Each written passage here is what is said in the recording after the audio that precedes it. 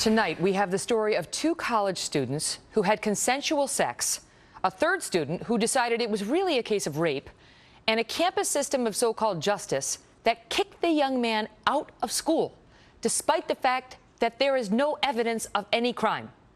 In moments, you will hear from that accused student directly. Grant Neal is his name, in a Kelly File exclusive. But first, Trace Gallagher is in our West Coast newsroom with the story. Trace.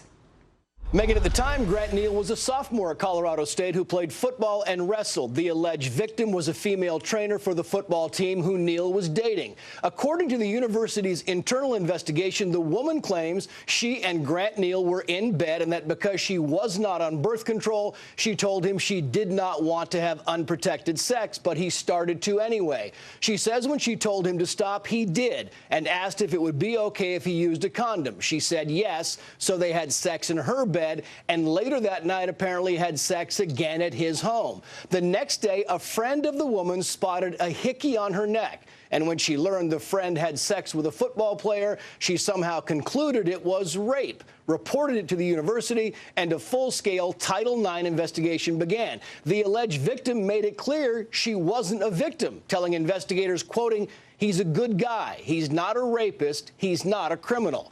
And when Grant Neal recorded a conversation with the woman, here's what she told him. Listen. I hope you know I don't think you did any of that rape. Yeah. Like, I may be acting like the typical girl that just got raped, but, like, I hope you know that I don't think I did. Clearly, her voice was disguised, but the investigation found there was sexual misconduct on the part of Grant Neal for the moment when he didn't have a condom on. He was suspended until after the woman graduates. Now he's suing the university and the Department of Education's Office of Civil Rights, or OCR, claiming the guidance the OCR has issued to colleges and universities discriminates against young men and denies them due process. Megan. Trace, thank you. Joining me now, Grant Neal and his attorney, Andrew Miltenberg. Thank you both so much for being here. I'm going to start with the lawyer on this, Grant, so just stand by for 1 second.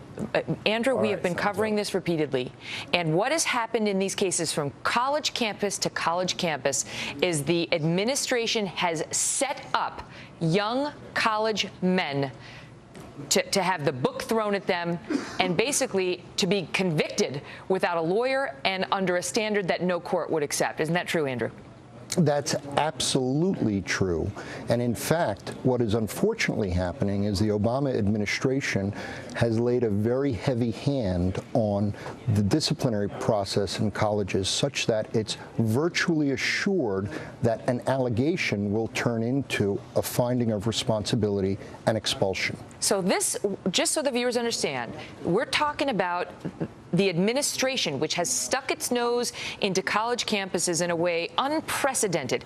They wanted to help rape victims, which is a laudable cause, but in doing so, they have eliminated due process for any accused man on college campus, which brings us to you, Grant, and this ridiculous situation where for a couple of moments, which you then rectified with the woman with whom you were having consensual intercourse, you have been deemed a sexual predator who is suspended from the university, and now you cannot go to another university because of this label.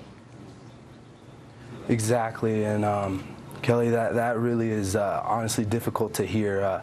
I've been having to deal with this for so long, and it's just really a really hard thing to do when all the rights that you're given as a natural-born citizen of the United States and as constitutional due process, I didn't even have that. So that was extremely difficult to handle. Did you go to the young woman and say, your friend is saying I raped you?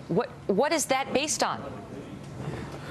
Actually, the young woman contacted me, and she told me that her friend is saying this. And obviously, as a young college student, I'm caught off guard, and I'm like, well, did you tell her that that wasn't the case?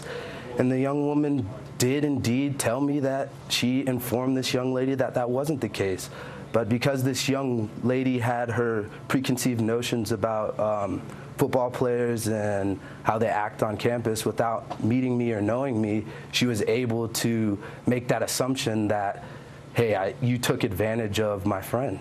So, and this woman of whom you allegedly took advantage, you had consensual sex on October 25th, and then again, not long thereafter, on October 26th, there was another, October 27th, she came to your home, your roommates were gone, and again you engaged in consensual sex. We heard her on that tape.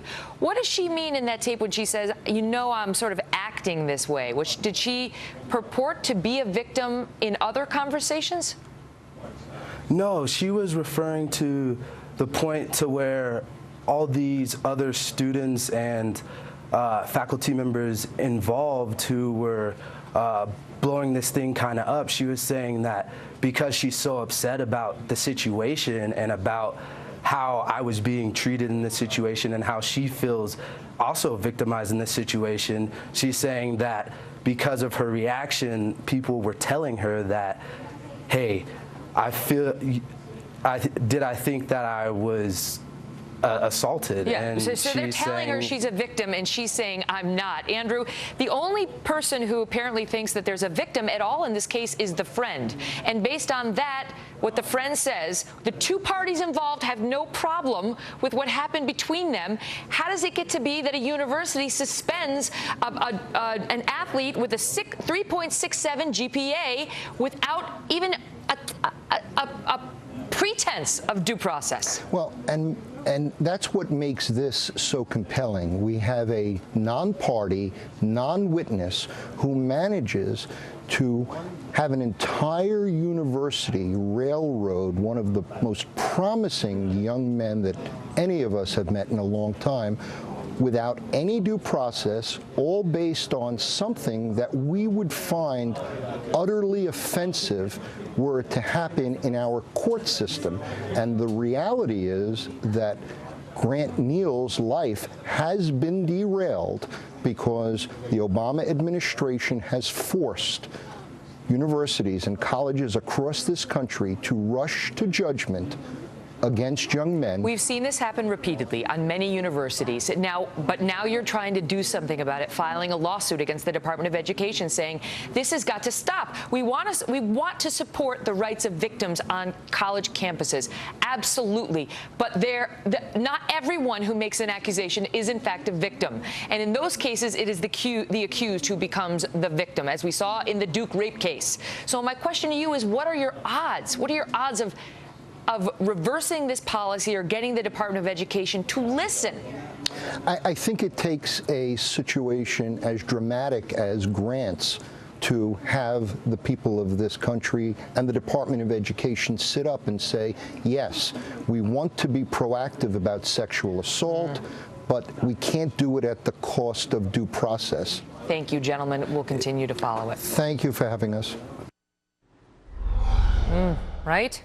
Let me know your thoughts. Facebook.com/The Kelly File and on Twitter @Megyn Kelly. Well, daytime TV